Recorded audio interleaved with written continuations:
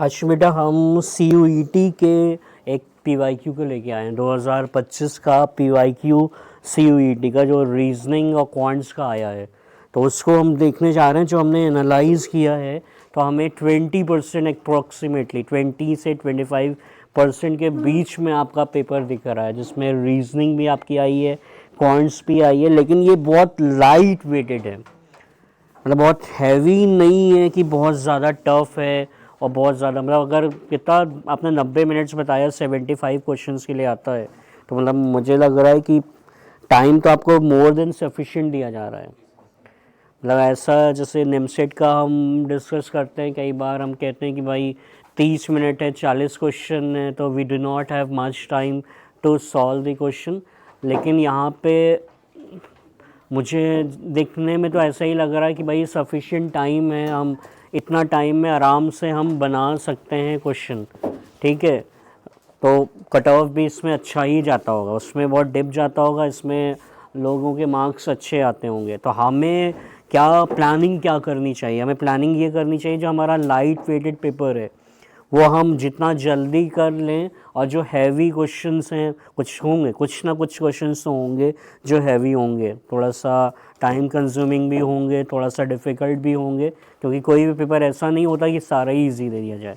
Reasoning का तो portion मुझे बहुत ही मतलब कि इजी लग रहा है। मतलब इजी लेवल, मतलब अगर हम कहें 17 क्वेश्चन हैं रीजनिंग के, तो एटलीस्ट हम स्टेट में होने चाहिए कि 14 से 15 तो हमारे सही होने चाहिए। मतलब 1 या 2 या 3 हो जाए कि अभी गलत। ठीक है, तो क्लासीफाई जब मैं कर रहा था 2025 को, तो क्लासिफिकेशन मुझे कुछ ऐसा दिखा था।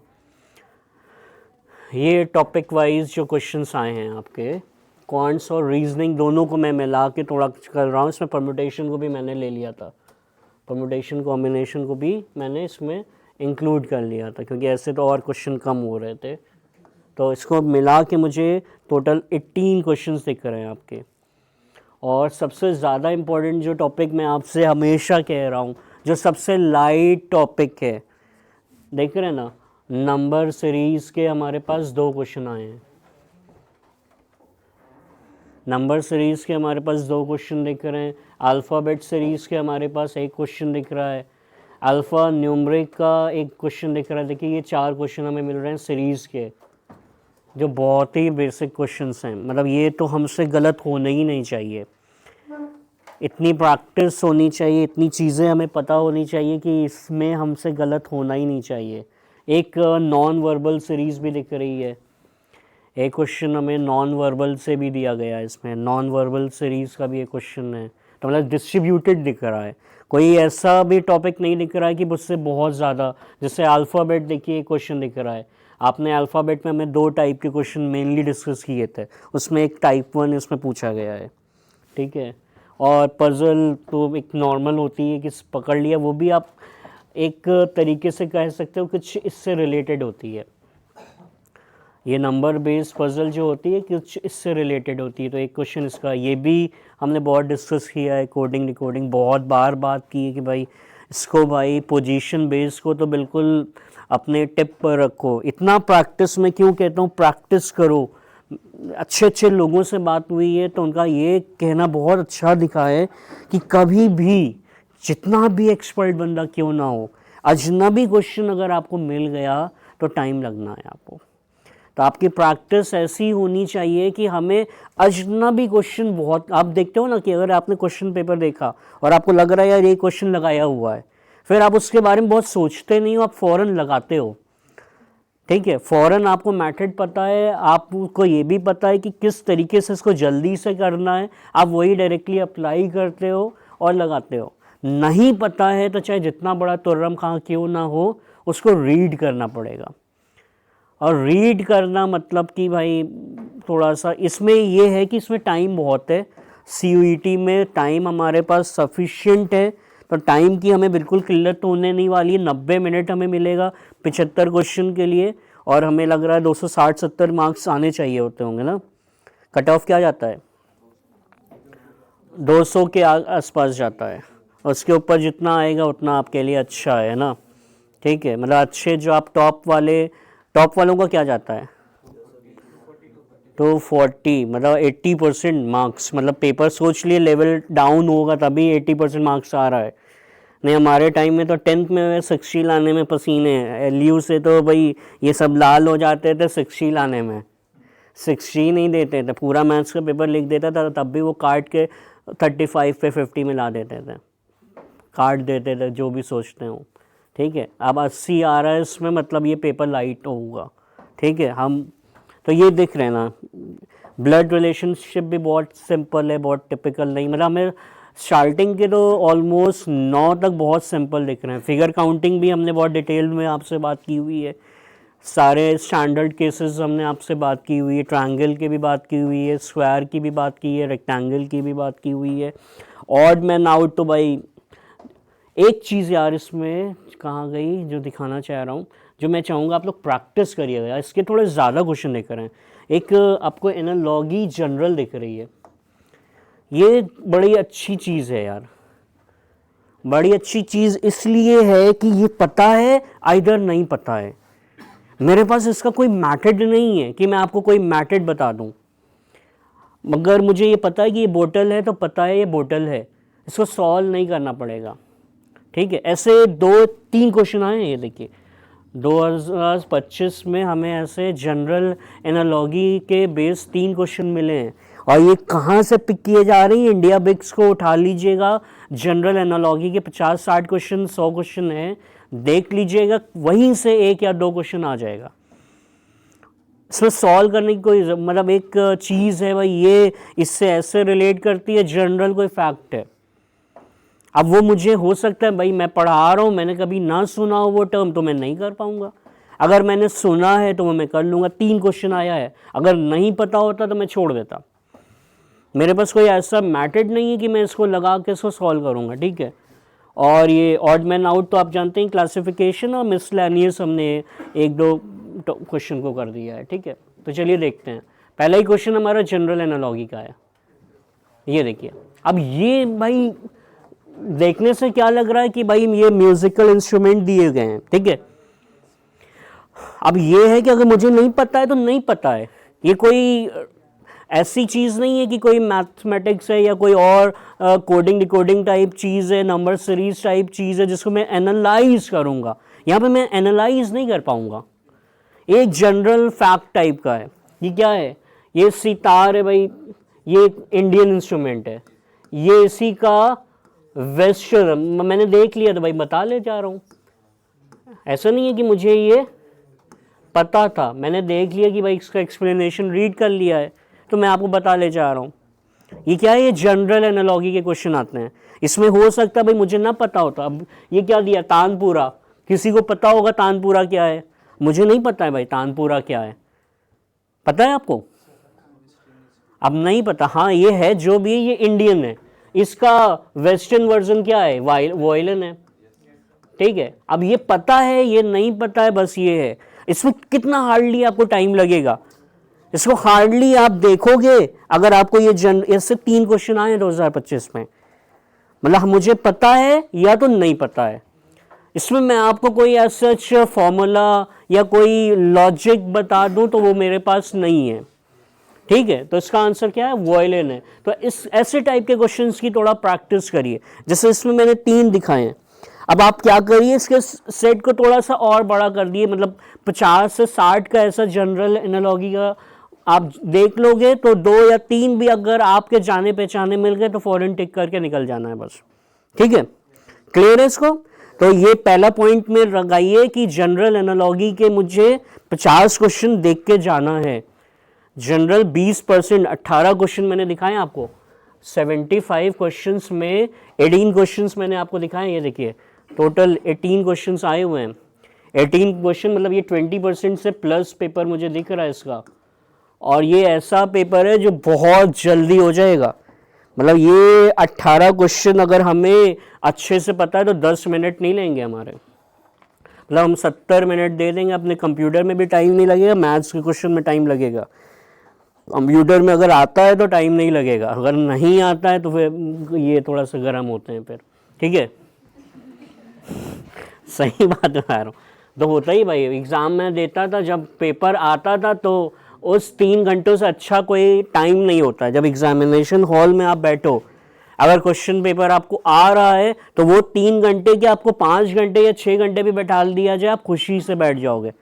लेकिन जब नहीं आ रहा होता तो ये जो लाल होना शुरू होते हैं, टेंशन होती है कि भैया अब क्या हो रहा है, ये क्यों नहीं हो पा रहा है। ठीक है, तो ऐसा ना हो। तो अजनबीपन, ये एनालॉगी मैंने क्या कहा है, ये मुझे भाई मेरे पास कोई ऐसा कॉन्सेप्ट नहीं कि इसको आपको बता दूं। क्या कह रहा हूं कि प्रैक्टिस करिए, इंडिया बिक्स पर अवेलेबल है, इंटरनेट पे बहुत है, RS अग्रवाल में बहुत सारा ऐसा जनरल क्वेश्चन दिया होगा। Just go through with all these questions कि आपके पास बहुत बड़ा एक होराइजन हो कि अगर आपके सामने आए तो उसका सबसेट ही आए, आपको टिक करना है, निकलना है। ठीक है, चलिए आगे चलते हैं। ये बहुत सिंपल क्वेश्चन है, ब्लड रिलेशन, जिसको मैंने आपको बताया था, समझाया था। याद है क्या बताया था मैंने इसमें? मैंने बताया था कि भाई जब भी हायरार्की में हम चीज़ों को ड्रॉ करेंगे, हम सिंबल्स का यूज़ करेंगे, क्योंकि हम एक बार ही इंफॉर्मेशन को रीड आउट करना चाहते हैं। क्योंकि जैसे मान लीजिए मैंने हायरार्की का जिक्र किया था, अभी बनाएंगे इस क्वेश्चन को। पहला जिक्र मैंने किया था कि मैं हमेशा अपने नोट्स को हायरार्की में ऑर्गेनाइज करूँगा। हायरार्की मतलब क्या है कि मैं कभी भी अपने पापा को अपने बराबर में नहीं बनाऊंगा, हमेशा अपने पापा को मैं अपने से ऊपर ड्रॉ करूंगा।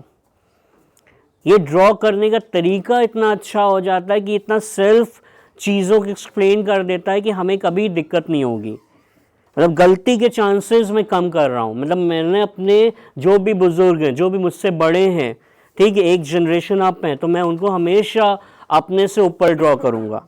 जो मेरी जनरेशन के लोग हैं मैं उनको सेम लेवल में ही ड्रॉ कर दूंगा आराम से, और जो मेरे से नीचे हैं उनको मैं अपने से नीचे ड्रॉ करूंगा। मैं कभी भी अपने फैमिली ट्री में कोई रिलेशन नहीं लिखूंगा। जैसे बहुत सारे लोग रिलेशन लिखने लगते हैं, मैं नहीं लिखता हूँ कभी रिलेशन। मतलब मेरा ट्री, अब मुझे अगर कोई मेल या फीमेल, वो आपके ऊपर है, मैं प्लस लिख देता हूँ, आप कुछ और लिख सकते हो। ये नहीं कि ये ही है कि आप प्लस ही लिखो। फीमेल को रिप्रेजेंट करना है, मैंने नेगेटिव लगा दिया। कपल को रिप्रेजेंट करना है तो मैंने इसको इक्वल टू से ज्वाइन कर दिया। इनके बच्चे दिखाने तो मैंने यहाँ से ब्रांच तोड़ के इसमें लगा दिया। ये मेरे ही समझने का तरीका है। आप अपना भी कुछ सिंबॉलिक, लेकिन आप कोशिश ये करिए कि सिंबॉलिकली रिप्रेजेंट करें। सिंबॉलिकली रिप्रेजेंट करेंगे तो कभी भी ब्लड वाला ये फोटोग्राफ बेस्ड क्वेश्चन गलत नहीं होगा। बहुत सारे लोग कहते हैं ये सर थोड़ा लैंग्वेज नुमा क्वेश्चन होता है इसलिए हमसे गलत हो जाता है। ये लैंग्वेज नुमा क्वेश्चन नहीं है, ये लॉजिक नुमा क्वेश्चन है। अगर मैं आपके घर जा रहा हूँ और आप अपनी एल्बम निकाल के मुझे एक्सप्लेन करने जा रहे हो कि भाई ये बंदा ये है, तो आप कैसे बताते हो? आप हमेशा अपने से ज़रूर रिलेट करोगे। ये बात मुझे बस उस पॉइंट की पता है कि मुझे माई कीवर्ड को बहुत जल्दी पकड़ना है। माई कीवर्ड से ही मैं ड्रॉ करना शुरू करूंगा तो इजीली ड्रॉ कर लूँगा। ऐसे रीड करूंगा तो मैं परेशान रहूँगा। ठीक है, अब इसमें ड्रॉ करना है तो चलिए ड्रॉ करते, मदद करिए मेरी। अब इसमें हमें ड्रॉ करना है तो सबसे पहले मैंने कुछ नहीं देखा, मैंने क्या देख रहा हूँ, introducing a man to her husband a women said. एक कौन इंट्रोडक्शन दे रहा है मुझे यहाँ पे? एक औरत इंट्रोडक्शन दे रही, मतलब मुझे इसके बारे में सिर्फ पता है, ये अपने हस्बैंड को ही दे रही है। ठीक है, a man to her husband a women said. ये हस्बैंड किसको, इस आदमी को नहीं जानता, तभी तो इसके बारे में बता रही है। भाई कौन बता रहा है? मतलब ये आदमी इसको जानता है सिर्फ। तो सबसे पहला जान पहचान का नोड मेरा कौन सा है? सबसे पहला जान पहचान का जो नोड है ये वुमेन है। ठीक है, ये वुमेन फॉरेन मैंने बना लिया। वुमेन है तो फॉरेन फीमेल दिख रही है, तो मुझे कुछ नहीं करना है, मैं नेगेटिव पहले इसके ऊपर लगा दूंगा। ठीक है, उसके बाद मैं फॉरेन माई ढूंढूंगा, क्योंकि यहाँ से ही मुझे थोड़ा सा पता चलेगा। माई ग्रैंडफादर, माई ग्रैंडफादर क्या होगा? वुमेन के पापा है ना, तो मतलब कि ये हम बना लेते हैं WF। WF मतलब क्या हुआ? वुमेन के फादर हो गए। ग्रैंडफादर क्या होंगे? इनके फादर होंगे। कई लोग कह रहे होंगे सर नाना भी तो हो सकते हैं, देख लेंगे बाद में अगर कुछ दिक्कत आएगी तो। ठीक है,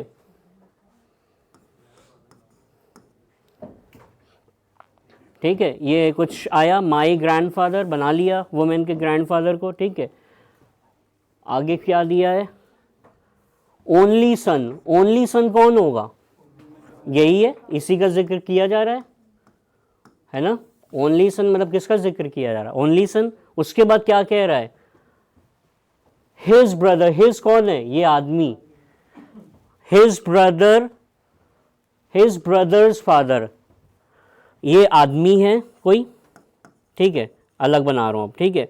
उसके भाई की बात कर रहा है तो मैन ब्रदर, ठीक है, तो ये भी प्लस है, ये भी प्लस है। Is the only son of my grandfather, मतलब ये इसी के ही भाई बहनों का जिक्र हो रहा है। इज ओनली सन, ये ओनली सन कौन है, ये देखिए यहाँ पे, ये देखिए मेरी पूरी ट्रीट तैयार हो गई। अब क्या पूछा जा रहा है, how women is related to this man.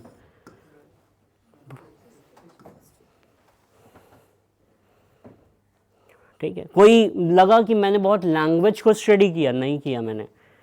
दो चीज़ें मैंने पकड़ी कि भाई जो बंदा मुझे इंट्रोड्यूस कर रहा है, फोटोग्राफ में हमेशा ध्यान रखिएगा, जो बंदा इंट्रोडक्शन दे रहा है वो सबसे इंपॉर्टेंट नोड है, तो बिना कुछ सोचे समझे सबसे पहले वो नोड बनाइए।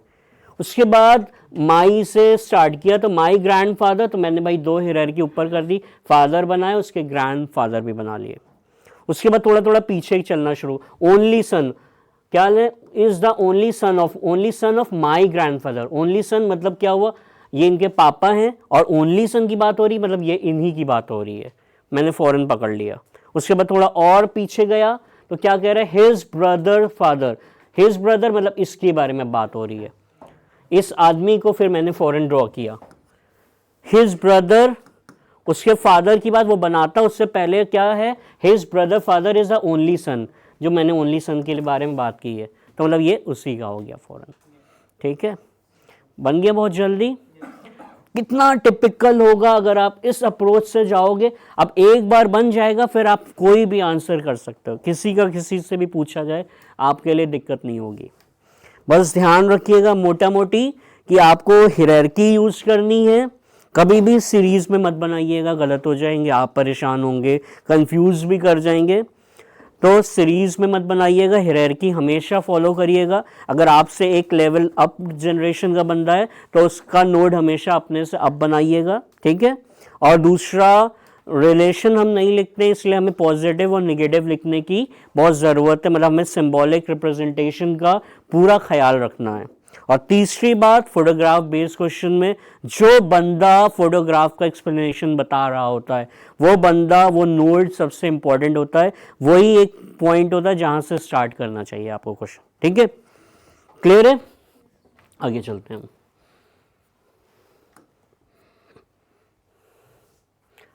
ये देखिए एक अल्फ़ाबेट बेस्ड क्वेश्चन आ गया, बनाइए इसको। एक हमने जनरल एनालॉजी देख ली, एक अल्फ़ाबेट देख लिया, बहुत डिस्ट्रीब्यूटेड पेपर है, और एक ये अल्फ़ाबेट बेस्ड वो आ गया। इसमें आपको याद होगा हमने कुछ पॉइंट्स बताए थे आपको। एक सबसे पहला पॉइंट क्या है, अब ये है कि ये हम इसको देख के करेंगे तो हम बहुत टाइम लगा देंगे, ABCD को पढ़ेंगे, उसके बाद उसका अकॉर्डिंग जो बता रहा है वो करेंगे तो बहुत टाइम लगेगा। एक क्रक पॉइंट इसका क्या होता है कि हमें ये दो पॉइंट्स पता होने चाहिए कि अल्फ़ाबेट की पोजीशनिंग याद करने के लिए हमने आपको कीवर्ड क्या बताया था, ई ज्योति, और दूसरा कीवर्ड क्या बताया था, सिफाई लोरेक्स। ये दो कीवर्ड तो आपके हमेशा तैयार रहने चाहिए। फिर हमने आपको क्या बताया था कि इस एंड से जब भी काउंटिंग होती है तो आप क्या कहते हो, लेफ्ट एंड, और जब भी आप इस एंड से काउंटिंग करते हो तो क्या कहते हो, राइट एंड।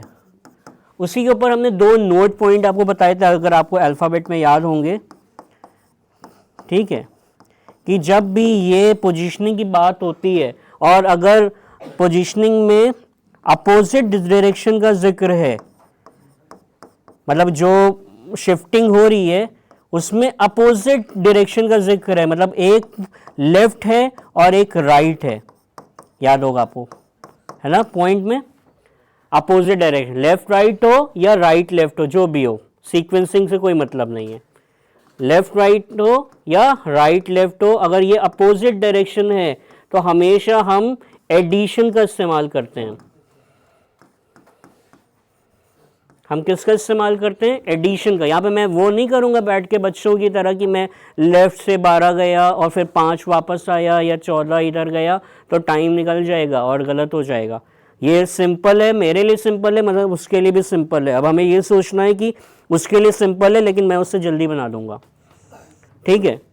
एक चीज़ और थी कि अगर ये सेम डायरेक्शन का होता है, दूसरा पॉइंट क्या था, यही चीज़ अगर सेम डायरेक्शन की बात की जाएगी शिफ्टिंग में, जैसे लेफ्ट है, लेफ्ट टू लेफ्ट की बात की जाएगी या राइट टू राइट की बात की जाएगी,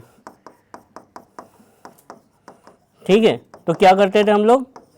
सब्ट्रैक्शन। देखिए कितनी थ्योरी पीछे लग रही है, तब हम क्या करते हैं? सब्ट्रैक्शन का यूज करते हैं।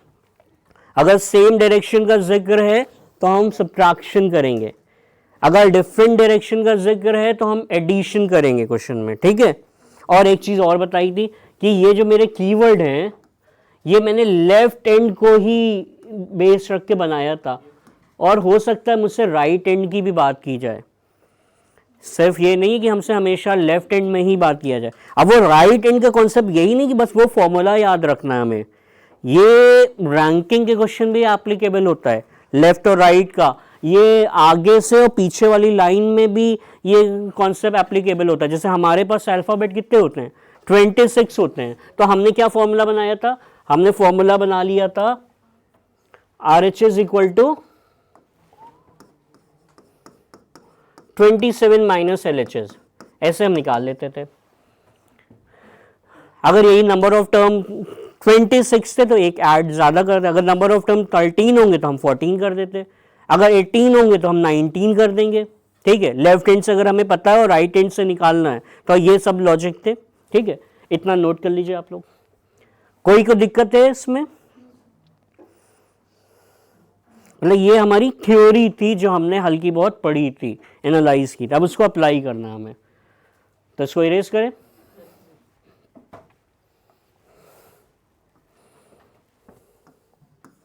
अब हमारे क्वेश्चन में क्या दिया है पहले पढ़ लेते हैं पूरा, और देखिएगा हमारी थ्योरी के अकॉर्डिंग कितना जल्दी से हमारा आंसर आ जाएगा, मतलब हमें इतना करना नहीं पड़ेगा, दूसरा बंदा इसको पढ़ेगा।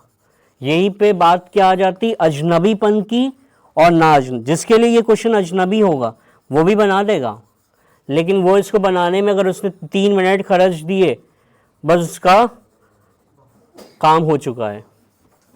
तो आपको किसी भी क्वेश्चन में 3 मिनट नहीं खर्चने हैं, ये ध्यान रखना है। तो मतलब बहुत जल्दी आपको खुश नहीं होना है, जब आप 60-65 क्वेश्चन पहुंच चुके हो तब खुश होइएगा थोड़ा सा। अब देखिए हम अपनी पूरी थ्योरी इसमें अप्लाई करने जा रहे हैं, हम कैसे करेंगे, क्या हमें बताया जा रहा है उस बात को भी देखेंगे, कुछ कस्टमाइजेशन है उसको भी देखेंगे और उसके बुनियाद पे हम ये बनाएंगे। हाँ पढ़िए क्वेश्चन को। आंसर आ गया किसी का? क्या? यू क्या है? Consider the following alphabet series if the second half of the given alphabet series is written in reverse order. मतलब कुछ कस्टमाइजेशन किया गया है, मतलब एम के बाद यहाँ तक ऐसे लिखा था फिर ऐसे रिवर्स कर दिया, मतलब ये जेड से लिख दिया गया है, जेड से लेकर ऐसे एन लिख दिया गया है ना। उसके बाद क्या कह रहा है? Which letter will be 7th to the right of 12th letter from the left hand. तो इसमें देखिए क्या दिख रहा है, ये राइट दिख रहा है, ये लेफ्ट दिख रहा है। यही मैंने अभी आपसे जिक्र किया था कि अगर क्वेश्चन में आपको अपोजिट डायरेक्शन दिखे, क्या दिख रहा है? ये राइट दिख रहा है, ये क्या दिख रहा है? लेफ्ट दिख रहा है। अपोजिट में कुछ सोचूंगा नहीं, मुझे क्या करना है? ऐड करना है। लेकिन किस एंड से ये हमें फाइनल आंसर मिलेगा वो क्वेश्चन के एंड से पता चलता है। किस एंड से बता रहा है? लेफ्ट से। ये एंड कई बार लिखेगा भी नहीं, फॉर्म लेफ्ट लिख देगा, मैंने लिख दिया है एंड आपको समझाने के लिए। हो सकता है वहाँ पे लेफ्ट एंड ना लिखे, लेकिन आप क्वेश्चन के एंड में देखिएगा जो डायरेक्शन दिया है उसी एंड से आपका फाइनल आंसर आएगा। तो मतलब ये किस एंड से आ रहा है हमारा? 12 में मुझे क्या ऐड करना है? 7। 12 में 7 ऐड करेंगे, मतलब 19th लेटर जो लेफ्ट एंड से है वो मेरा डिजायर्ड रिजल्ट है फ्रॉम लेफ्ट एंड।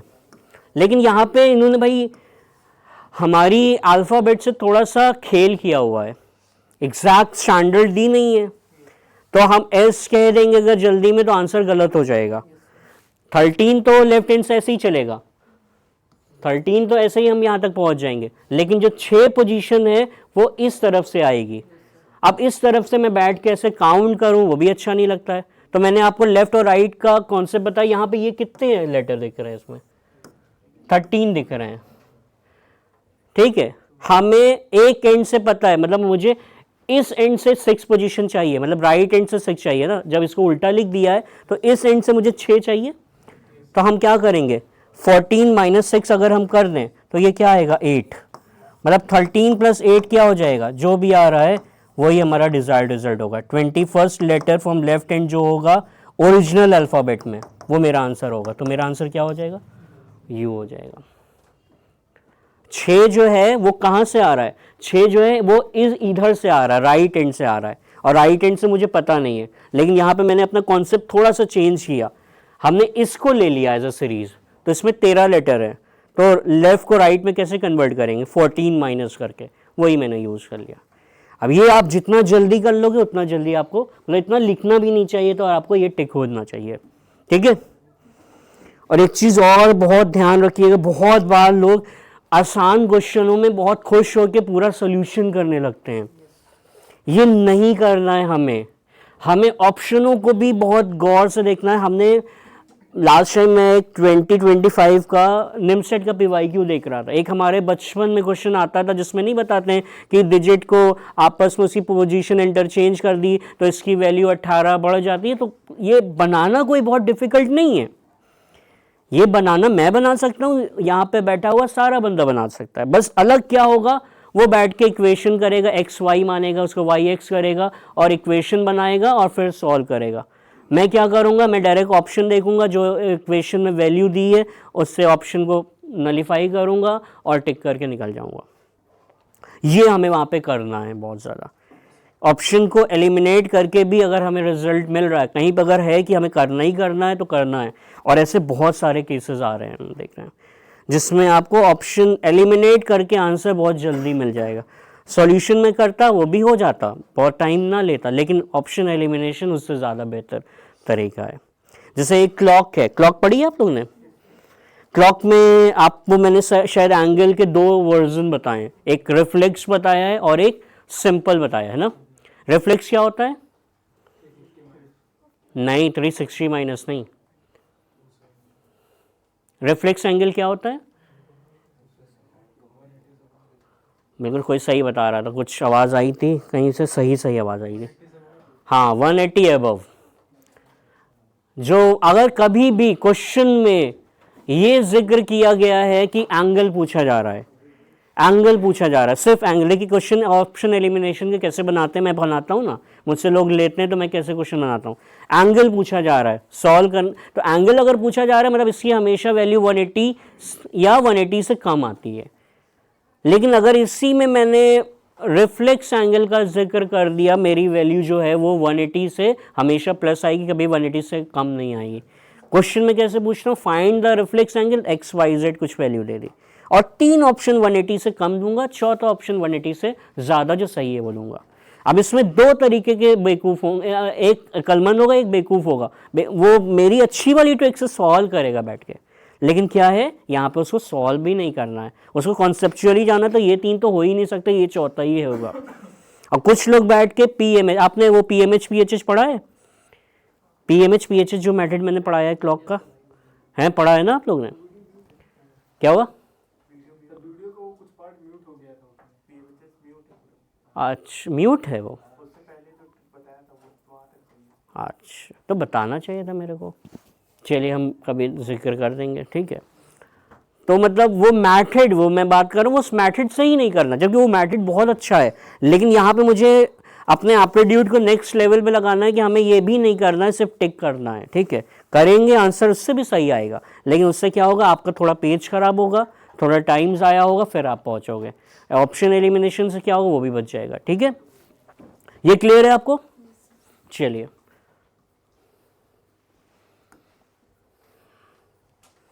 देखिए, ये देखिए बिल्कुल जनरल क्वेश्चन आ रहा है, इसका क्या होगा आंसर? नहीं, आप पूछा जा रहा है, पहले पूरा पढ़ तो लो।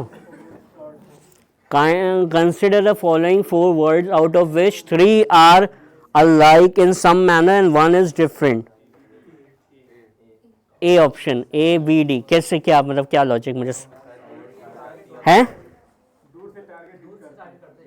अच्छा, हाँ हाँ हाँ हाँ, मैं साहिल के लिए भी एक मतलब टारगेट होता है, दूर से उसको हिट करना होता है। तो ये तीन कुछ एक जैसी दिख रही हैं, तो यही कह रहा हूँ कि ऐसे प्रैक्टिस कर लेंगे तो हो जाएगा। अब बहुत सारे लोगों का तलवार ही नहीं पता होगी कि स्वॉर्ड तलवार होती है। अब स्वॉर्ड तलवार होती है ये नहीं पता होगा तो वो कंफ्यूज कर जाएंगे। तो मैं क्या कह रहा हूँ, मुझे पहले नहीं पता थी, अब पता चली अभी कि स्वॉर्ड भाई तलवार होती है। अगर नहीं पता होगी और बाई चांस ये क्वेश्चन आ गया, जितनी भी मेरी अच्छी रीजनिंग हो मैं नहीं कर सकता। ये क्या है, जनरल क्वेश्चन है, ठीक है।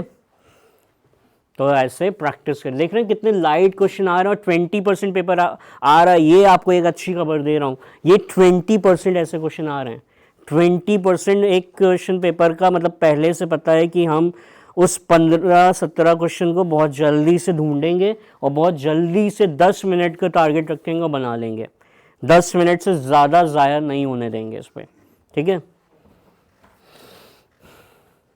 ये भी हलवा क्वेश्चन है, देखिए जल्दी से बताइए। आपके सामने है 2025 का पेपर, लेकिन ये हमारे लिए है तो सबके लिए है। क्या है ये, 1 3 6 10, मतलब ये क्या हो रहा है, ये 2 का हो रहा है, फिर 3 का हो रहा है, फिर 4 का हो रहा है, मतलब 15 का होगा, 5 का होगा ना। 5 का होगा तो ये ओ बन जाएगा। अब ओ कहाँ पे है, ए में है। अब देखिए कैसे, हाँ ठीक है। तो मतलब पहला वाला तो देखिए ये 3 तो ऐसे ही चले गए और बाकी करने की ज़रूरत ही नहीं है। अब यही है कि हम क्यों बैठ के ओ लिखते फिर 6 और ऐड करते और यू लिखते, मुझे पता है ओ यू आएगा, ठीक है। लेकिन मुझे जैसी ए दिखा और मुझे अदर ऑप्शन में ए नहीं दिख रहा है तो मैं बनाऊंगा तो ये बेवकूफ़ी हो जाएगी। मैंने क्या देखा, मुझे ए दिखा, ये चीज़ें होती हैं, बना सब देते, ओ यू आपका भी आ जाएगा, लेकिन मैंने यू को निकालना बेहतर नहीं समझा। जैसे ही ओ निकाला और ए ऑप्शन देखा और मेरी ऑप्शन पे निगाहें पड़ी तो मुझे ऑप्शन में यहाँ भी नहीं दिखा, यहाँ भी नहीं दिखा, यहाँ भी नहीं दिखा। तो मैंने फ़ौरन ये तीनों ऑप्शन क्या किए, कैंसिल आउट कर दिए कि ये तो हो ही नहीं सकते। तो हमारा कौन सा ऑप्शन आ गया, चौथा ऑप्शन आ गया। तो आप लोग के लिए क्या चीज़ है, एक तो आपको अपना ई ज्योति, सिफाइलोरेक्स और लेफ्ट और राइट वाली पोजीशनिंग, अब वो जो 2 नोट पॉइंट अभी जिक्र किया है मैंने, वो रैंकिंग के क्वेश्चन में भी बहुत एप्लीकेबल होता है। और कई बार अगर अल्फ़ाबेट सीरीज़ नहीं दी है, अपनी कस्टमाइज सीरीज़ भी दी है, तो वहाँ पे भी बहुत ज़्यादा एप्लीकेबल होता है, वहाँ पे भी लगाया जाता है। और ये जो लेफ़्ट और राइट वाला जो फॉर्मूला मैं जिक्र कर रहा हूँ, ये बहुत इंपॉर्टेंट होता है, ध्यान रखिएगा। क्योंकि अगर जैसे एक बिल्डिंग है ना, बहुत बार हम आपको ऐसे क्वेश्चन का जिक्र करेंगे, एक बिल्डिंग है, यहाँ पे आम लगा है, ठीक है, मैं यहाँ से भी अगर आऊँगा तो मैं आम ले सकता हूँ, लेकिन यहाँ से आके आम लेने में रिस्क ज़्यादा है, गलती के चांसेस बहुत ज़्यादा है, और यहाँ से भी आके मैं आम ले सकता हूँ, तो मैं बेस्ट समझूंगा यहाँ से। तो जो लेफ़्ट और राइट वाले आपको कॉन्सेप्ट बताए ना, कि अगर आपको लेफ़्ट से निकालना है और आपको दिख रहा है कि लेफ़्ट से आपको ज़्यादा डिस्टेंस ट्रैवल करनी पड़ेगी उस अल्फ़ाबेट तक पहुँचने के लिए, उसको रीड करने के लिए, और राइट से वही चीज़ आपको कम ट्रैवल करनी पड़ेगी, तो आप फ़ौरन जहन में उसको कन्वर्ट करके राइट से ही चेक करिएगा। एक तो टाइम बचेगा और एक एरर के चांस। अगर मुझे लेफ़्ट से पता है यहाँ पे 23rd लेटर निकालना है और मैं ये ऐसे 1 2 3 करके देख रहा हूँ, एक तो टाइम तो जा रहा है, अगर हल्का सा भी मुझसे इधर उधर कुछ हुआ तो मुझे वो गलत, और फिर से मुझे रिपीट करने का ऑप्शन नहीं है, क्योंकि मुझे है कि और भी क्वेश्चन बनाने, तो मैं रिपीट नहीं करूँगा। लेकिन अगर मुझे पता है यही इधर से 5th पोजीशन पे आएगा तो मेरे लिए बहुत आसान है इधर से 5 पोजीशन काउंट करना। तो जो है वो लेफ़्ट और राइट का कन्वर्जन वाला फॉर्मूला है ना, वो इसी चीज़ के लिए बना है, ठीक है, कि आम इधर से भी लटका मिलेगा, आम इधर से भी, आप इधर से आना पसंद करेंगे, ठीक है।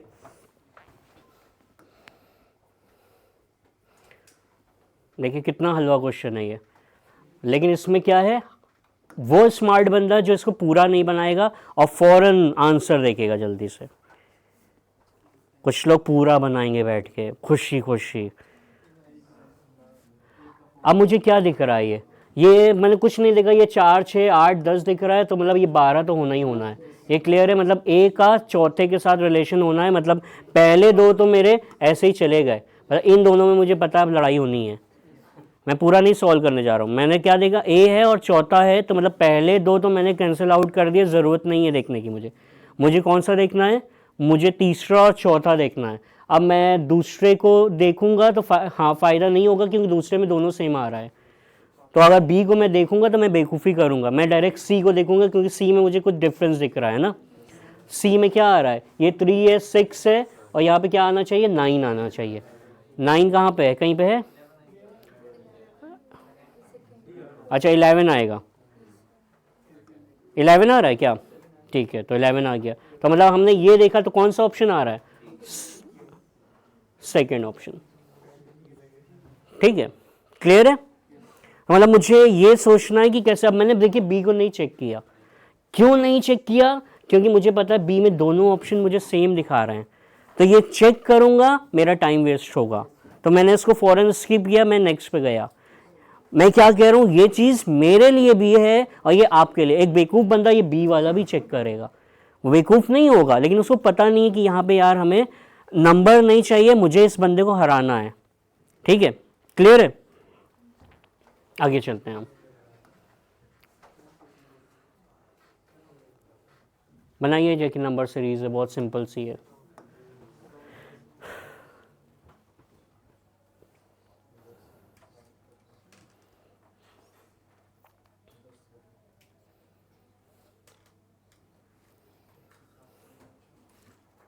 बहुत आ रही है नंबर सीरीज।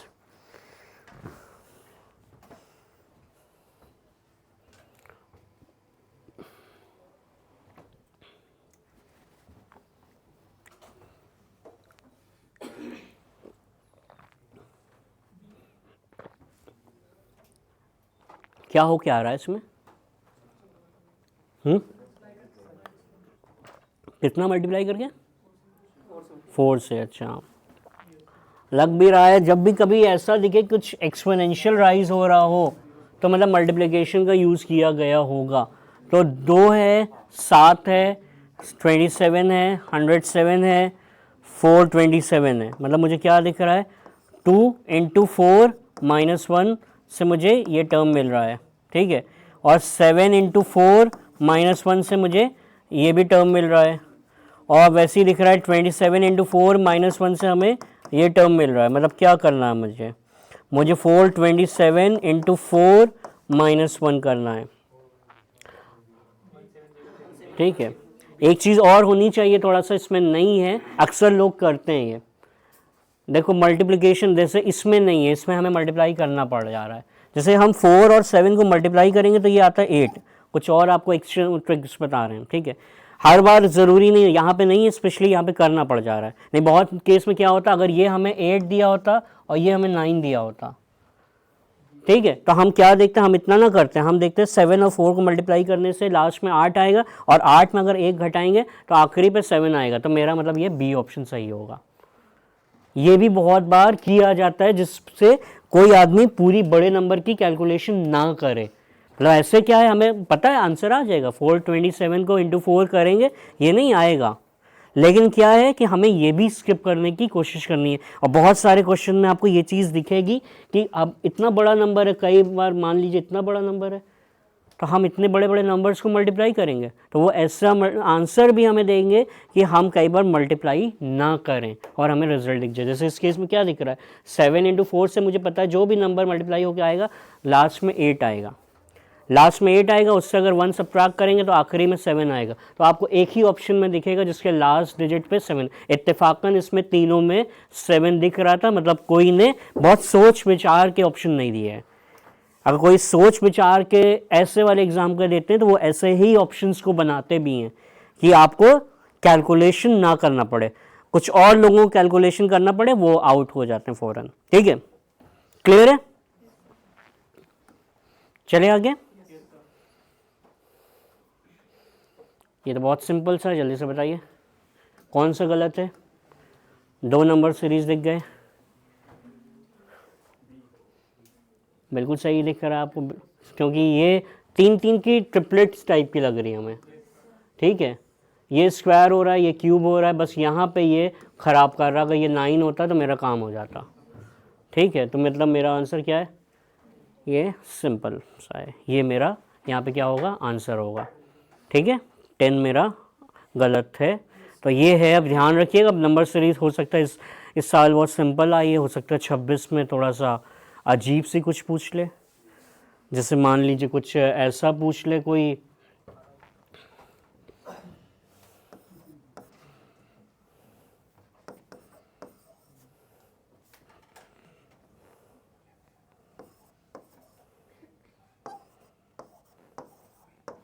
क्या होगा इसमें नेक्स्ट टर्म, कुछ ऐसा पूछ ले कोई।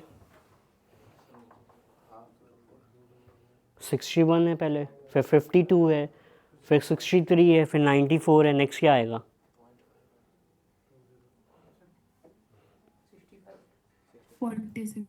46 किसी ने बोला है और सही बोला है ऑनलाइन किसी ने, बताइए। मतलब कुछ भी कर सकता है नंबर सीरीज। मैंने क्या कहा, इसमें हमें अपने होराइजन बहुत बढ़ाना है।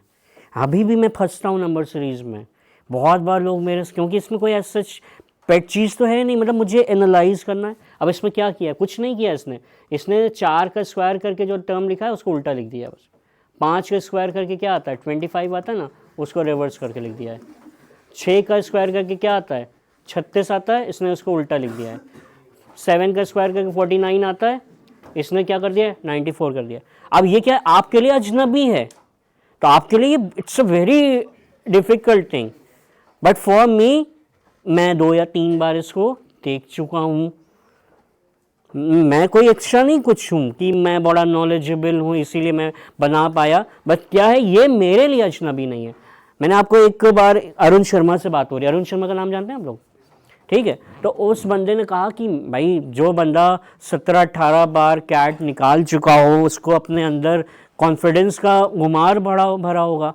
वो उसकी आदत थी, वो एग्ज़ाम बैठ के देता था, कैट का एग्ज़ाम दे रहा था, और एक क्वेश्चन में उन्होंने बताया, खुद से वो बता रहे कि 10 मिनट खर्च दिया और मुझसे वो क्वेश्चन हल नहीं हो पाया।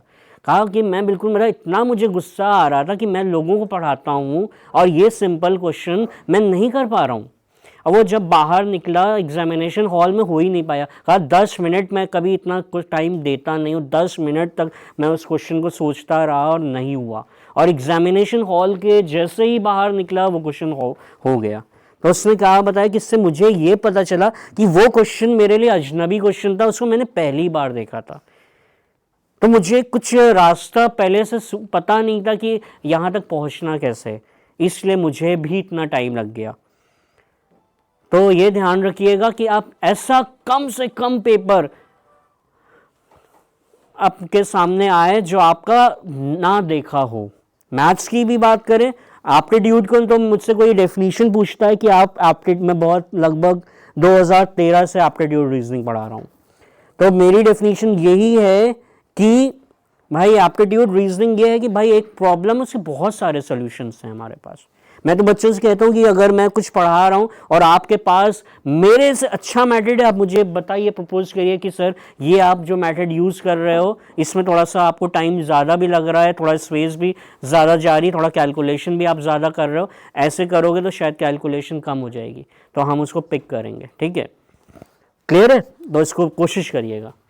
क्लियर है, समझ गए। तो ऐसा और भी कुछ हो सकता है, तो इसकी प्रैक्टिस करिए। इसके हमने आपसे कहा था कि कम से कम 200 प्लस क्वेश्चन तो एटलीस्ट बनाइए, एक टाइप के मत कोशिश करिएगा, वैरायटी को लाइएगा कि आपको वो क्वेश्चन जब मिले नंबर सीरीज का, क्योंकि वहाँ पे टाइम नहीं होगा, निमसेट में तो एक्चुअली टाइम बिल्कुल नहीं होगा ना, मतलब हम इतना सोच नहीं कर पाएंगे, हम देखेंगे हमें स्किप करना पड़ेगा, और ख़राब लगेगा हमें अगर हमें नंबर सीरीज स्किप करनी पड़ी कि यार हैं, क्या हुआ, क्या हुआ, हाँ कान लाल नहीं होंगे क्या, बहुत सारे बच्चे कहते हैं ना, वो वाला एग्ज़ाम होता है जिसमें फेल पास होता है, उसमें इज्जत की होती है, इसमें तो कह देते हैं यार कंपटीशन तो नहीं निकला, कोई टेंशन नहीं है ना।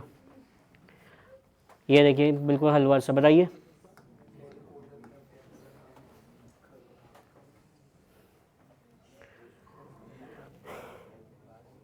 क्या हो रहा है इसमें।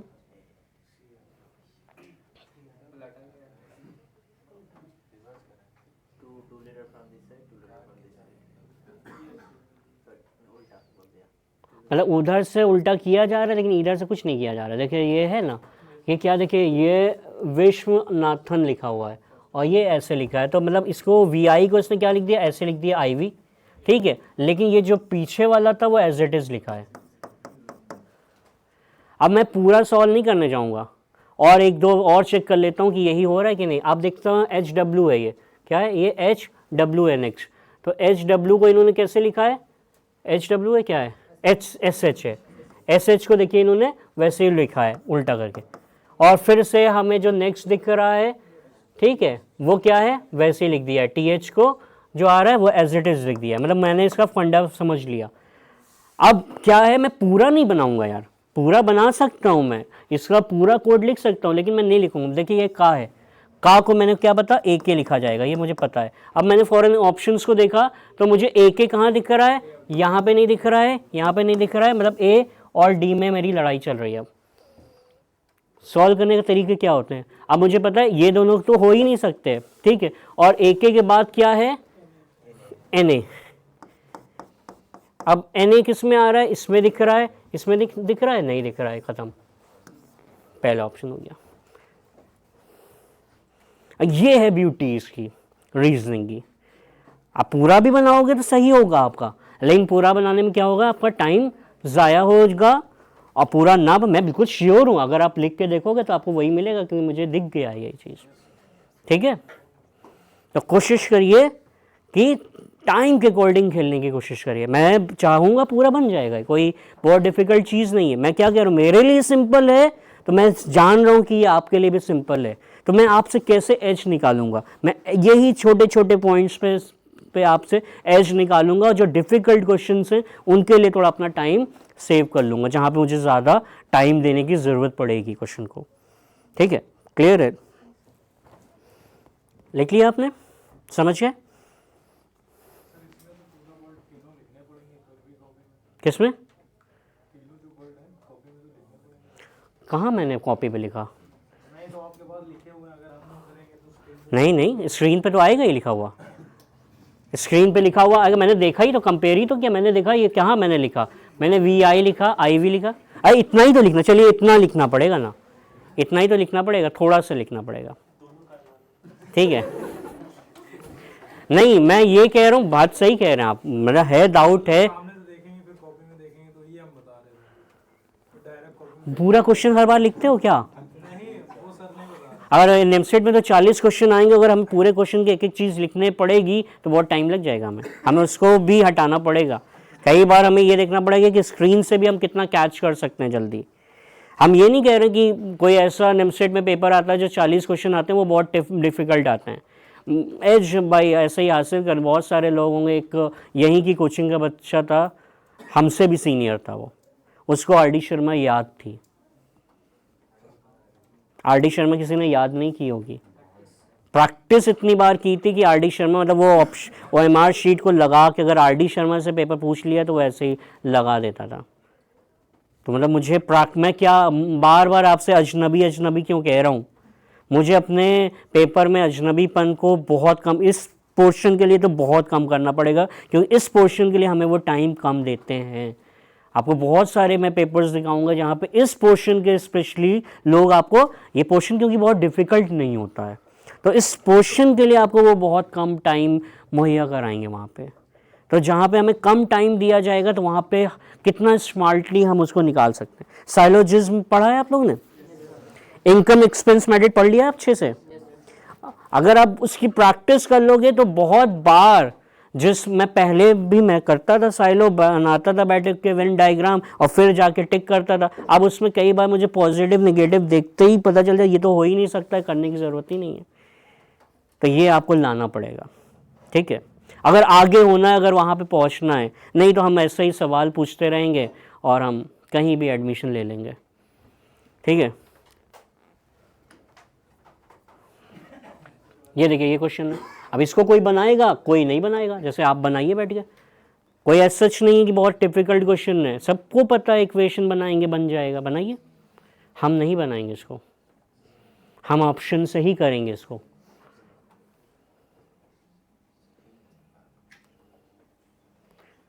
क्योंकि हम सब्जेक्टिव एग्ज़ाम नहीं दे रहे हैं, हम ऑब्जेक्टिव एग्ज़ाम दे रहे हैं। क्या दिया है? In an examination are student score 4 marks for every correct answer and loses 1 marks for every wrong. If he attempt all 60 question and secure 130 marks, then the number of questions she or he attempt wrongly। 60 question है, 130 marks मिले हैं, सब किए हैं उसने, और अगर सही क्वेश्चन होता है तो उसको 4 मार्क्स मिलते हैं। तो मैं क्या करूँगा? अब देखिए इसमें बता रहा है ये गलत कितने किए हैं। 38 में अगर गलत मान लूँ तो -38, बाकी 22 से कितने मार्क्स बनेंगे? 22 से अगर हम देखेंगे 88 मार्क्स बनेंगे, और 88 में ये घटाएंगे तो 130 से पहुँच ही नहीं सकते। मतलब ये दोनों इतने वाले तो हो ही नहीं सकते हैं। हाँ ठीक है, तो हमें मतलब इन दोनों में अगर 38 × 4 कर लेंगे हम, क्या हो जाएगा? 120 और 32 152, और 22 घटा दीजिए। ये नहीं मैं बेवकूफ़, मैं भी चाहता वो लेट सपोज करता और 4x - y इक्वेशन बनाता। क्या बनाता है? आप यही बनाते, 4x - y = 130, x + y = 60। ये करेंगे लोग, आप देखिएगा। वो भी चाहता है जिसने पेपर, मैं भी बनाता हूँ जब ऐसे क्वेश्चन, तो मैं चाहता हूँ आप ये करिए, आप ये बनाओगे, 1 करोगे, 2 करोगे, आराम से ऑप्शन एलिमिनेशन से सॉल्व करोगे, आंसर भी सही निकालोगे, खुशी भी होगी। लेकिन पता चलेगा क्वेश्चन थोड़े कम रह गए यार, कट ऑफ थोड़ा सा अप था, उस बंदे ने 7 क्वेश्चन ज़्यादा बना दिए, उसको NIT ट्रिची मिल गया या कोई DU मिल गया या BHU मिल गया, हमारे 7 क्वेश्चन कम रह गए यार। पेपर तो ये सर बड़ा आसान था। कई बार बच्चे कहते नहीं है कि सर पेपर बड़ा आसान दिख रहा था और हमारे आते हुए क्वेश्चन बहुत छूट गए। उनका रीज़न ये है, ये जो है ऐसे बहुत, वो जिस बंदे ने भी ये क्वेश्चन बनाया है वो चाहता है कि आप ये करो, ठीक है, वो इस बात को चाहता है कि आप वो करो, लेकिन मैं नहीं चाहता हूँ आप वो करो, मैं चाहता हूँ आप ये करो। क्लियर है सर? हाँ बेटा, हाँ सर एक बार वो बता दीजिए। एक बार फिर से बता दे बेटा, क्वेश्चन को रीड कर लें आप। क्या दिया है? In an examination are student score 4 marks for every correct answer and loses 1 marks for every wrong answer if she or he attempts all 60 question and secure 130 marks। मैं क्या कह रहा हूँ कि मैं चाहूँगा तो इससे भी कर सकता हूँ, लेकिन इससे करने में आंसर सही आएगा, लेकिन मेरा वक्त ज़्यादा लग जाएगा जो मैं नहीं चाह रहा हूँ। तो इसीलिए मैंने ऑप्शंस पे आया। ऑप्शन में क्या पूछा जा रहा है कि कितने गलत क्वेश्चन किए गए हैं। तो अगर आप सोचिए 38 क्वेश्चंस गलत किए जाएंगे तो 22 ही सही होंगे। सही क्वेश्चन के 84 मार्क्स होंगे और नेगेटिव करेंगे तो और कम आ जाएगा। मतलब मुझे 130 तक तो पहुंच नहीं सकता, तो मुझे दिख रहा है कि 38 और 37 तो हो ही नहीं सकता। मतलब इन दोनों ऑप्शन में हमें देखना है। फिर 22 को देखा, 22 मतलब 38 सही है, 38 सही है मतलब कितने मार्क्स हो जाएंगे हमारे पास? 152। 22 मैंने गलत किए हैं तो कितने हो गए? -22। कितने आ गए? 130। मतलब ऑप्शन एलिमिनेशन से मेरे को क्या, मेरा रिजल्ट आसानी से मिल गया। तो मैं ये ही चाह रहा हूँ, बहुत ज़्यादा इसको ऑप्शन एलिमिनेशन की तरफ अब बढ़ाइए। कॉन्सेप्चुअली अब आपको पता है, अगर कहीं लग रहा है कि करना है तो करिए, करना भी पड़ेगा, ऐसा नहीं कि कहीं नहीं करना पड़ेगा, कहीं कहीं पे करना भी पड़ेगा, लेकिन जहाँ पे स्किप किया जा सकता है वहाँ पे क्यों ना करें। ठीक है, आइए, क्लियर हो गया बेटा आपको? ये तो नितिन सर ने बहुत अच्छे से पढ़ाया ही होगा, जल्दी से बता दो। थोड़ा सा हम चलिए किसी दिन हम आपको इस पर एक लेक्चर दे देंगे, हम आपको अपने 9 और 4 रूल जो मैं बनाया हूँ वो बता दूंगा। कॉम्बिनेशन के 9 रूल्स हैं मेरे और 4 परम्यूटेशन के जिसको मैं लगाता हूँ। क्या होगा इसका आंसर?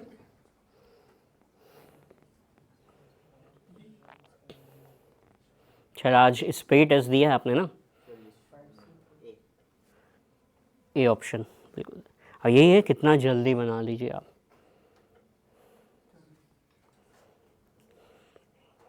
क्या ऑप्शन है? ए ऑप्शन बिल्कुल सही, सबका ये आ रहा है। कोई ऐसा बहुत चीज़ पूछी नहीं है। मतलब एक वर्ड बनाना जिसमें 3 कॉन्सोनेंट हैं और 3 वोवेल हैं, तो अगर 3 कॉन्सोनेंट हमें सेलेक्ट करने हैं तो 5C3 यूज़ करेंगे, ठीक है, और 4 वोवेल से 3 वो करना, ये इंडिपेंडेंट होगा, वोवेल का और कॉन्सोनेंट का सिलेक्शन तो मल्टीप्लिकेशन आएगा, क्या आएगा 4C3, ये क्या आ जाएगा 40। ठीक है, अब एक छोटी सी चीज़ पूछना चाह रहा हूँ इस पर, देखते हैं कौन क्या मुझे समझाएगा। भाई बहुत सारे लोग इन 3 टर्म्स में बहुत कंफ्यूज करते हैं। ये तो लगा तो दिया मैंने, आपके कहने पर मैंने लगा दिया। अब मैं कुछ खुराफाती चीज़ें पूछने जा रहा हूँ। एक होता है NCR, ठीक है, एक होता है NPR, एक होता है R फैक्टोरियल, है ना। यही 3 टूल है, मैं इसको टूल समझता हूँ।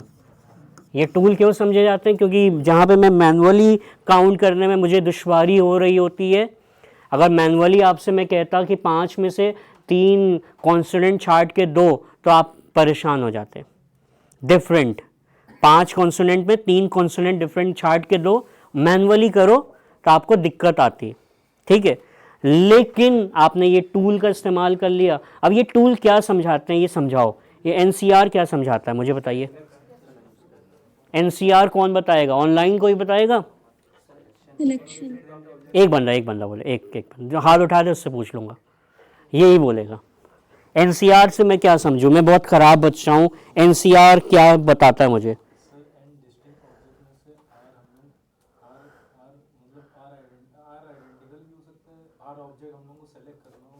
गलत हो रहे हो, थोड़ा सा पहले सही जा रहे थे फिर गलत हो रहे हो।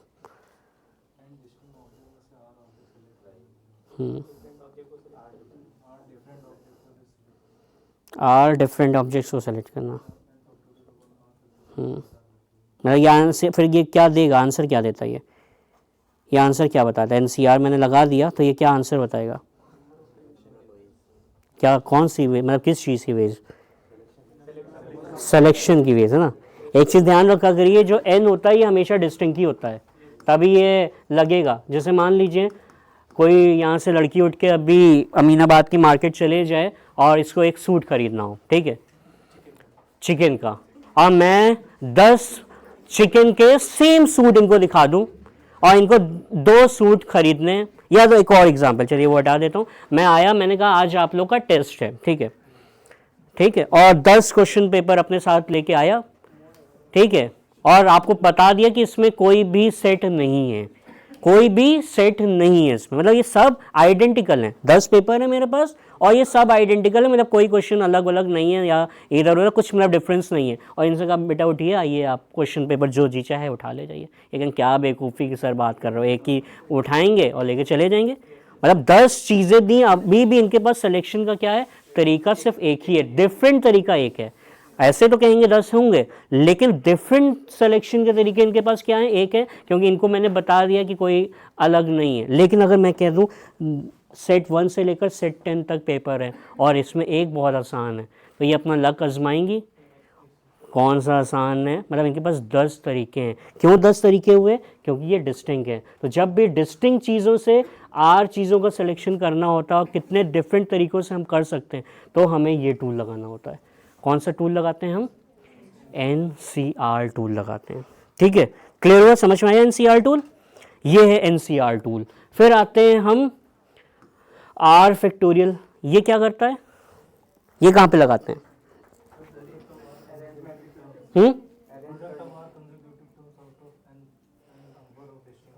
प्रोडक्ट ऑफ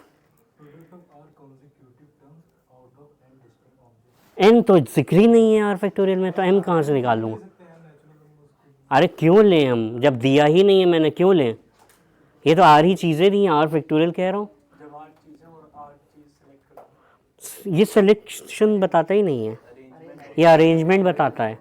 R चीज़ों का डिफरेंट तरीके, जैसे मेरा नाम शाज है, अब मैं मीनिंगफुल की बात नहीं कर रहा हूँ। आप शाज से कितने वर्ड बना सकते हो, मीनिंगलेस हो या मीनिंगफुल हो, आई डोंट केयर। तो आप कहोगे सर R फैक्टोरियल लगा दो, मतलब 4 फैक्टोरियल लगा दो, आपको आंसर मिल जाएगा 24।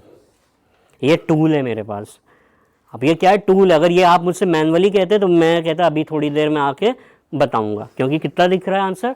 24 दिख रहा है, मैं नहीं कर पाऊंगा। लेकिन ये टूल लगा लिया तो मैं क्या, इस पर पहुंच गया।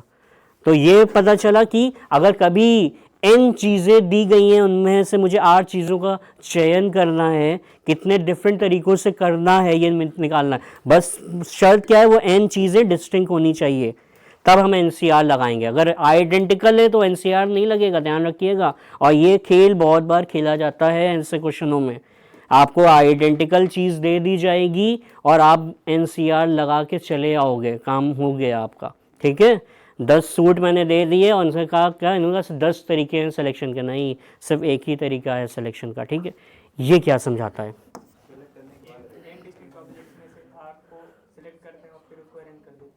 बिल्कुल सही कह रहे हैं। जैसे मान लीजिए मेरे पास मुझसे कोई पूछ रहा है, इंडियन टीम में 16 लोगों की टीम है, इनमें से कितने बैटिंग ऑर्डर पॉसिबल हैं आप बताइए। तो मुझे पता है कि भाई 16 के 16 तो खेलेंगे नहीं मैच में, कितने लोग खेलेंगे, 11 लोग खेलेंगे। तो पहले मैं क्या करूँगा कि कितने डिफरेंट तरीक़ों से 16 में से 11 को सेलेक्ट किया जा सकता है, तो क्या निकालूंगा, 16C11। उसके बाद क्या करूँगा, अरेंजमेंट। उसके बाद मुझे क्या करना है, उनका आपने बैटिंग पॉसिबल बैटिंग ऑर्डर पूछा है, मतलब डिफरेंट कितनी तरीक़ों से मैं अरेंज कर सकता हूँ। तो मेरा आंसर क्या हो जाएगा, 16C11 इंटू 11 फैक्टोरियल। इसको मैं चाहता डायरेक्ट ये 16P11 भी कर देता, तब भी यही आता। ठीक है, एक छोटा सा इसमें इसको करूँ, थोड़ा सा बता दूँ और, ठीक है, एक थोड़ी सी और चीज़ बता दूँ। हम किसी दिन आपका एक नंबर सिस्टम पे पूछ के सर के से अपना क्वांट वाला व्यू दे देंगे आपको, जिसमें हम चीज़ों को और जल्दी से करने की कोशिश करते हैं।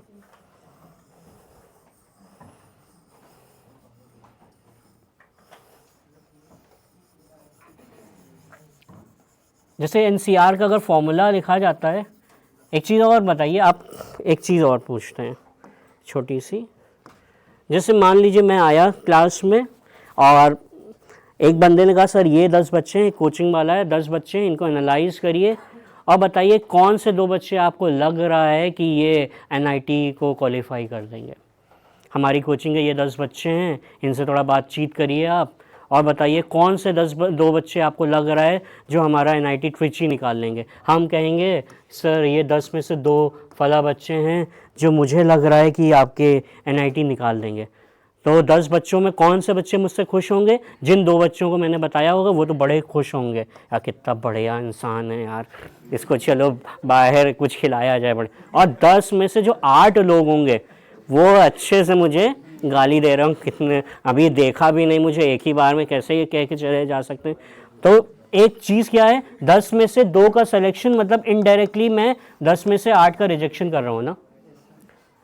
10 में से 2 का सिलेक्शन मतलब मैं इनडायरेक्टली क्या कर रहा हूँ। अगर एक नेगेटिव बंदा सोचे तो वो कहेगा कि आपने 10 में से हमारे 8 बच्चों, कोचिंग वाला भी कह, अच्छा आप कह रहे हो हमारे 8 बच्चे सेलेक्ट नहीं, वो ये नहीं कहेगा कि 10 में 2 सेलेक्ट बता रहा हूँ, वो कहेगा अच्छा मेरे कोचिंग के पढ़ाए हुए 10 में से 8 बच्चों को आप कह रहे हो कि ये नहीं हो पाएंगे। इसका मतलब क्या है कि जो NCR है ये किसके बराबर होता है, NC N-R के बराबर होता है।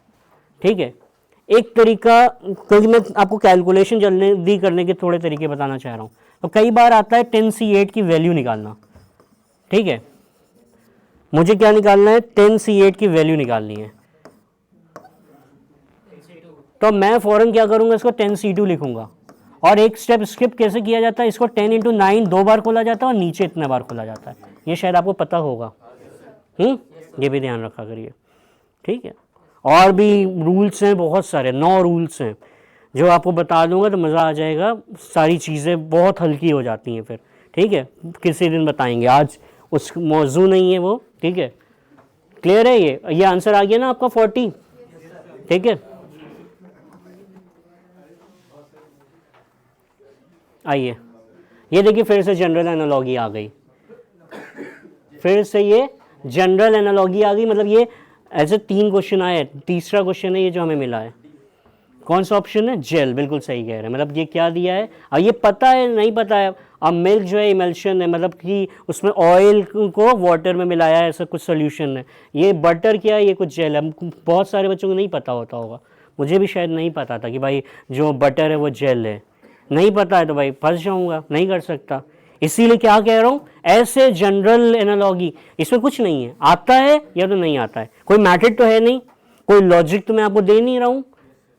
और ये 3 क्वेश्चन दिखा रहा हूँ, ये 3 क्वेश्चन बहुत अहमियत रखते हैं। 75 क्वेश्चन आते हैं, सारे क्वेश्चन सेम मार्क्स के होते हैं कि अलग अलग होते हैं? कितने मार्क्स के होते हैं? नेगेटिव होता है ना इसमें, नेगेटिव होता है। मतलब कि 3 क्वेश्चन, मतलब ये देखिए, मतलब आपको 1 सेकंड नहीं लगेगा, 1 सेकंड कह रहा हूँ, 30 सेकंड लगेंगे आराम से, और 12 मार्क्स आपके पॉकेट में हो जाएंगे अगर आपने बहुत स्मार्टली जनरल एनालॉजी के 50 क्वेश्चन देख लिए और आपके उस 50 में से इत्तेफाकन अच्छा आते कि वो 3 क्वेश्चन आपको मिल गए। 3 क्वेश्चन दिख रहे हैं हमें, ठीक है, क्लियर है? आगे चलते हैं हम, जल्दी बताइए। इसको हम कई बार क्वांट्स में भी कहते हैं, सर ने मैथ्स में पढ़ाया है तो आप लोग कह रहे हो मैथ्स का टॉपिक है।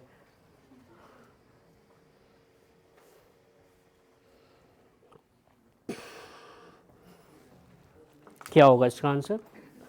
Bag A contain 3 red and 4 black ball while bag B contain 5 red and 6 black ball. One of the ball is drawn at random from one of the bag and is found to be red, then probability that it was drawn from bag B.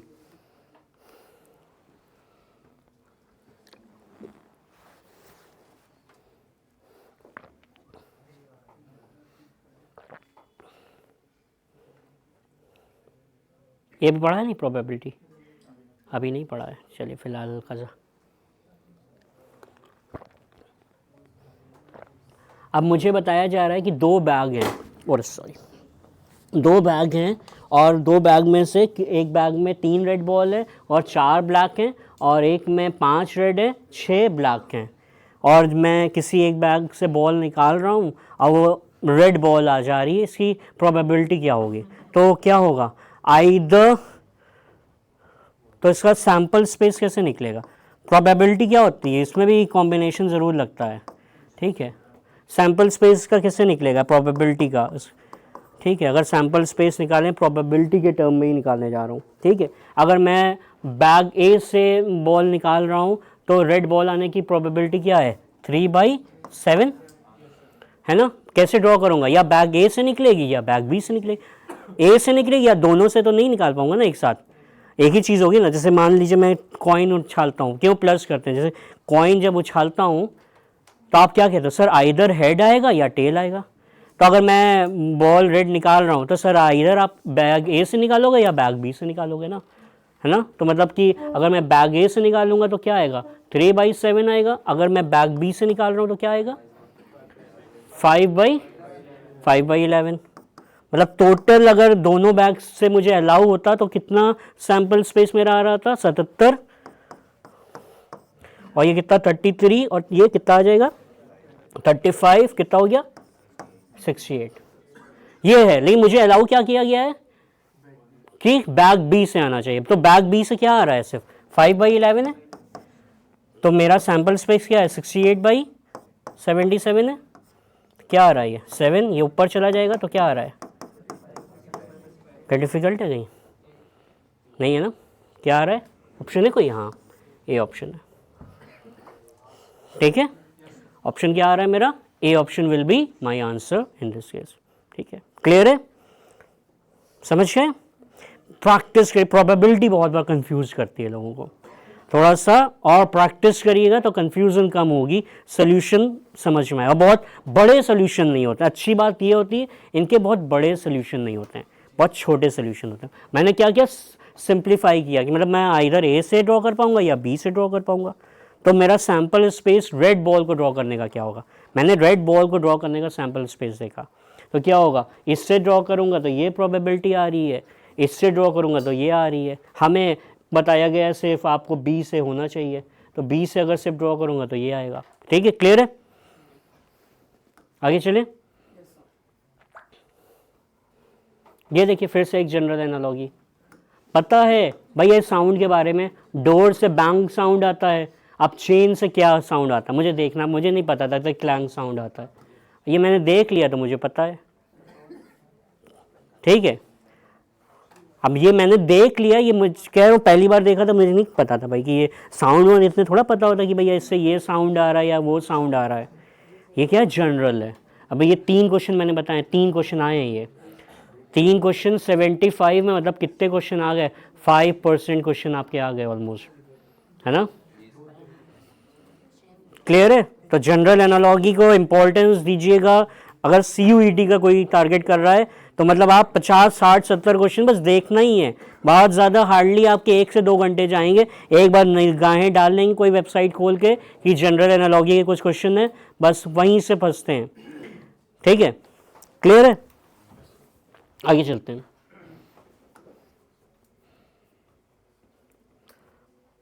अब इसकी भी थोड़ा सा number base puzzle की practice करिएगा। ये पजली type की है, नंबर सीरीज भी कह सकते हैं आप, समझ लिए, उसी टाइप का कुछ है। क्या होगा इसमें? 72 है, 24 है, 6 है, 96 है, 16 है, 12 है।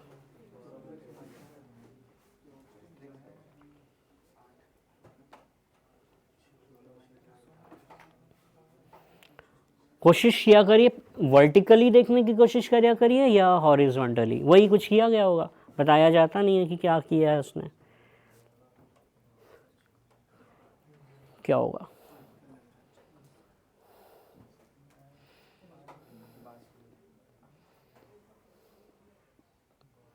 $72 और 96 को मिला के 108 कैसे लाया जा सकता है? कुछ है तरीका? 6 और 12 को तो ऐड करके 18 आता है, लेकिन 72 और 96 को ऐड करके तो 108 नहीं आ रहा है, और कुछ तो नहीं लग रहा है इसमें। क्या होगा? इसका आंसर 12 आएगा। चलिए देख लेते हैं अभी। हाफ करके मल्टीप्लाई किया, हाँ बिल्कुल सही कह रहे हैं। ये कुछ क्या किया गया इसमें? 24 और 6 को मल्टीप्लाई करिए, क्या आता है? 24 और 6 का मल्टीप्लिकेशन करिए, क्या आएगा? कितना आएगा? 48 आएगा। ऐसी गणित मत रखना, नितिन सर को पता चला तो मारेंगे। 144 है ना? और ये क्या दिख रहा है? 72, मतलब इसका कुछ हाफ दिख रहा है, अभी हम श्योर नहीं है बहुत। 16 और 12 को मल्टीप्लाई करिए, क्या आएगा?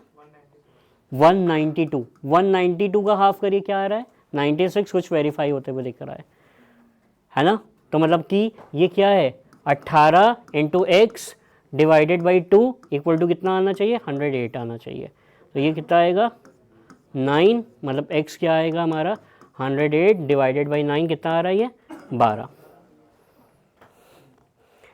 अब ये नहीं है कि ये बहुत डिफ़िकल्ट चीज़ है, इस क्या है, मेरे लिए अजनबी नहीं है तो मेरे को जल्दी पकड़ में आ गया। ऐसी पजल्स की भी प्रैक्टिस करिए, बहुत सारी ऐसी आती नहीं है, उसमें बनी हुई आती हैं कि ये इधर इधर है, तो उसकी जितनी प्रैक्टिस कर लिए कि आए आपके सामने और आपको फ़ौरन क्लिक हो जाए कि ये ऐसा कुछ है। ठीक है, आई हुई पजल है। ठीक है, ये 12वां क्वेश्चन है, जल्दी से बता दो।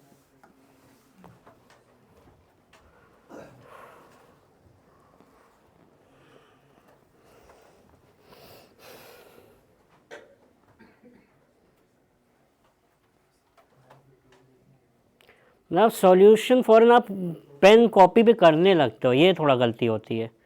अब दिख रहा है ये 10 फैक्टोरियल है, ये 9 फैक्टोरियल है, तो जाहिर सी बात है नीचे 10 फैक्टोरियल आएगा ही आएगा। ठीक है, और ऊपर 11 आएगा, और नीचे ये 11 121 आ गया फ़ौरन। हमें करना भी नहीं पड़ा। हमने क्यों हम पेन पे डिपेंड करें? हमने क्या देखा? ये 10 फैक्टोरियल, ये 9 है, तो जब हम LCM लेंगे तो 10 फैक्टोरियल जीत जाएगा, तो वो तो 10 फैक्टोरियल आना ही आना है। उसी को हमें 9 वाले के ऊपर मल्टीप्लाई करना पड़ेगा, 10 को। 10 और 1 मिलकर 11 बन जाएगा, और ये 10 नीचे रहेगा, इधर 11 है तो इधर वाला जीत जाएगा, यहाँ 11 बचेगा, तो ये 11 इधर जाएगा, 121 आ जाएगा। क्यों हम पेन को खर्चें? लिखना पड़ता हमें इसके लिए। लिखेंगे तो पीछे हो जाएंगे, नहीं लिखेंगे तो हम आगे हो जाएंगे। हमें क्या करना है? हमें टाइम बचाना है, हमें डिफ़िकल्ट के लिए सोचना है। बहुत डिफ़िकल्ट भी मिलते हैं। हम जब क्वेश्चन पेपर बनाते हैं, हम तो जल्दी ज़्यादा वालों पे नहीं बनाते हैं, क्योंकि बहुत ज़्यादा इंटीग्रल में नुकसान हो जाता है, तराई ज़्यादा हो जाती है, तो हम अपने एक कलीग हैं उसको देते हैं बनाने की, वो आसान बना देता है थोड़ा। हम बना देते हैं तो जो पढ़ाया होता है उससे पूछ लेते हैं थोड़ा बहुत, तो अगर उससे पूछ लेते हैं तो थोड़ा सा लोगों को दिक्कत होने लगती है। 25 मार्क्स भी नहीं मिल रहे होते 50 में किसी को, तो वो फेल होने लगते हैं, फिर हमारे पढ़ाने पर सवाल उठने लगते हैं कि क्या पढ़ाया आपने, तो फिर आसान पूछते हैं थोड़ा सा। ठीक है, लेकिन कंपटीशन में ये कुछ नहीं होता। ये देखिए बहुत हलवा क्वेश्चन है, लेकिन ये यहाँ पे हलवा आया है, हो सकता है अगली बार डिफ़िकल्ट आ जाए। नॉन वर्बल की सीरीज़ है ये तो बहुत ही हलवा सी पूछ ली, आप बता दोगे तुरंत, बता दीजिए क्या होगा। फर्स्ट आएगा, क्या दिख रहा है, देख रहे हैं ना, ए है, ये इधर क्या है, ये ज़ीरो मूव कर रहा है, पहले में अपर मूव कर रहा है और नीचे में फिर ये लोअर मूव कर रहा है, फिर क्या हो रहा है, वैसे ही हो रहा है। तो कौन सा आ रहा है, ए ऑप्शन आ रहा है ना, सही, मैं देख नहीं रहा हूँ, ए ऑप्शन आ रहा है ना, ठीक है।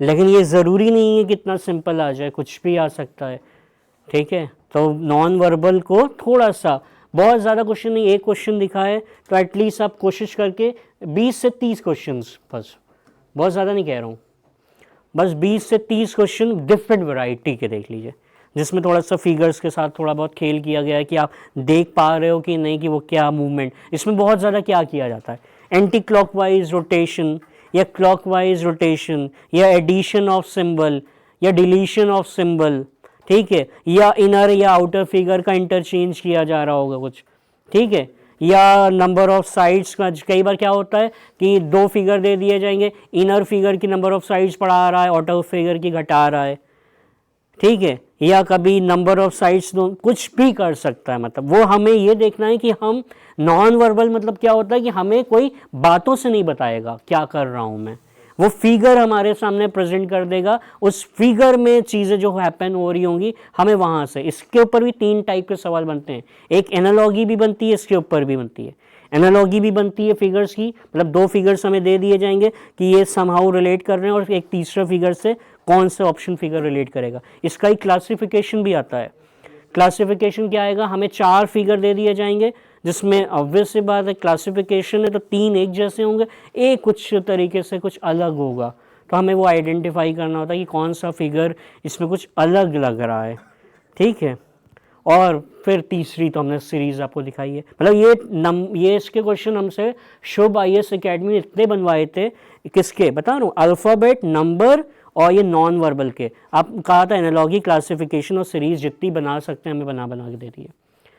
चीज़ें बताई क्या थी, नंबर्स ले लीजिए और अल्फ़ाबेट ले लीजिए, इन दोनों का मिक्सचर करना चाहें तो मिक्स कर लीजिए इन दोनों को, और नॉन वर्बल फिगर ले लिए, इनके ऊपर एनालॉगी, क्लासिफिकेशन और सीरीज़ जितनी बना सकते हैं बना दीजिए। मतलब ये बहुत पूछी जाती हैं, बहुत पूछी जाती है, क्योंकि इसको कोई रट नहीं सकता, सब अपने नए क्वेश्चन बना लेते हैं, ठीक है। तो इसकी प्रैक्टिस करिएगा, बहुत आते हैं ये, आगे चल के भी आपको बहुत मिलेंगे ये। अब लास्ट हमारा फिगर काउंटिंग, ऑलरेडी आपको काफ़ी बता दिया है, कितने रट लिया है। पहले तो ये तो पता ही होगा आपको कि अगर कुछ ऐसा फिगर होता है,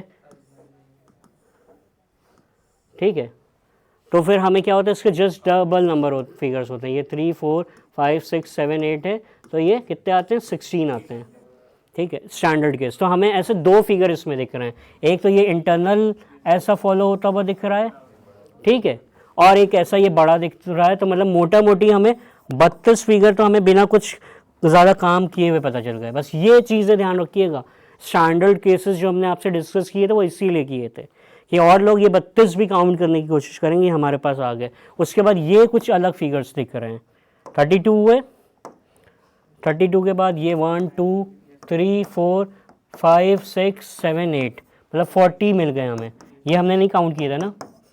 उसके बाद थोड़ा सा एक काम ये किया करिए कि ऐसे जब मिक्स फिगर होते हैं तो थोड़ा सा नंबरिंग कर लिया करिए फिगर की, नंबरिंग किया या वर्टिसेस को कुछ मान लिया करिए, तो आपको दिखाने में थोड़ा सा आसान होगा। जैसे मान लीजिए ये हमने ए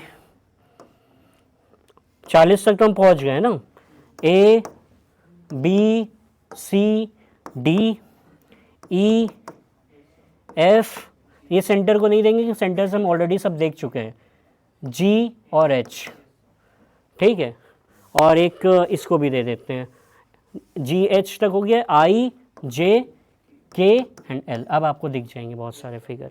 अब एक तो यही दिख रहा है, ये भी बना लीजिए इसमें, एक तो ये दिख रहा है आपको ट्रायंगल, ये अभी तक हमने काउंट नहीं किया है, वैसे ही ये एक ट्रायंगल दिख रहा है, ये हमने काउंट नहीं किया है। अदर साइड से भी ऐसा कुछ बन रहा होगा, ये देखिए एक ये बन रहा है, ठीक है, और एक ये बन रहा है, ठीक है।